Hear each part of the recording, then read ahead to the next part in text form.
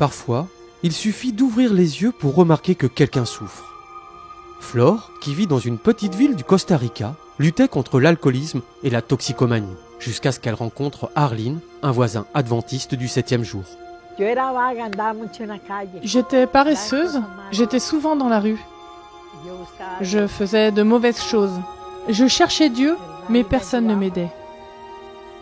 Arlene a vécu dans le même quartier que Flore pendant de nombreuses années, mais elle n'avait jamais remarqué le mode de vie de Flore jusqu'au jour où elle s'est arrêtée pour lui parler. Elle a demandé à Flore si elle avait besoin de quelque chose et Flore s'est immédiatement mise à pleurer. Ce jour-là, je suis allée au magasin et j'ai pris quelque chose à manger pour elle et je lui ai donné. Je lui ai demandé « Voulez-vous que j'étudie avec vous ?» Elle m'a répondu « Oui ». Alors, à partir de ce jour, j'ai commencé à étudier avec elle. Arlene a parlé de Flore à son pasteur. Ils lui ont apporté de la nourriture et ont étudié la Bible avec elle régulièrement.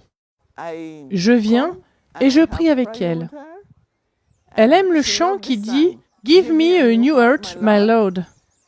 Le matin, quand je viens prier avec elle, je mets cette musique pour qu'elle puisse l'entendre. Dame nuevo corazón, Señor. Dame nuevo corazón, Señor. Ay, Dios, qué linda! Elle a décidé de se faire baptiser. Elle a été baptisée dans l'église et tous les membres l'ont accueillie en la serrant dans leurs bras. Elle était si heureuse parce que peut-être pendant de nombreuses années, personne ne l'avait serrée dans ses bras. Jusqu'à ce jour-là. J'étais heureuse qu'elle vienne prier pour moi le matin. Et cela m'a fait chaud au cœur. Puis j'ai commencé à aller à l'église. J'ai été baptisée et je suis heureuse.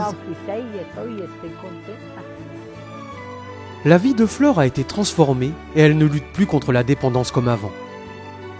Comme Flore, de nombreuses personnes sont confrontées à des difficultés et souffrent en silence. Elles ont besoin de notre compassion, de notre soutien et de nos prières. En tant qu'adventistes du 7e jour, nous avons la mission spéciale de partager l'amour de Dieu avec ceux qui luttent autour de nous. Soyons attentifs aux personnes qui souffrent dans nos communautés et montrons-leur l'espoir et la joie que nous avons en Jésus.